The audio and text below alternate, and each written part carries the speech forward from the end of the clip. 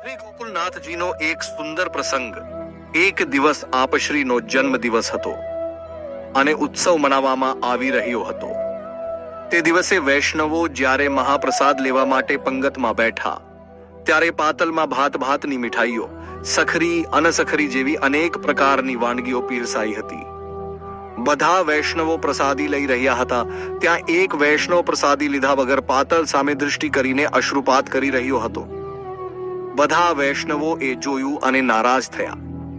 તુરંત જ શ્રી ગોકુલનાથજીને આ વાતની ખબર કરી. આપ શ્રી તુરંત પધાર્યા. તેઓ તો અંતર્યામી હતા.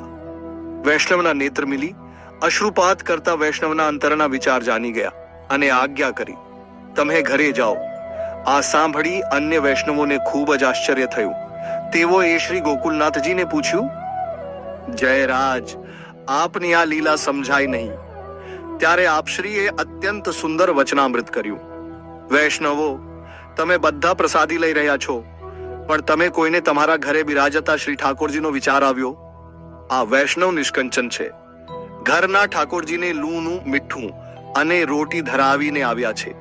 અહીં પાતળમાં જુદા જુદા વ્યંજનો જોઈને તેમને વિચાર આવ્યો કે મારા ઠાકોરજીએ આજે કેવલ લૂનું અને રોટી આરાધ્યા છે અને હું અહીં રસમય વ્યંજનો કેવી રીતે લઉં? બસ આ વિચારથી એ અશ્રુપાત કરી રહ્યા હતા.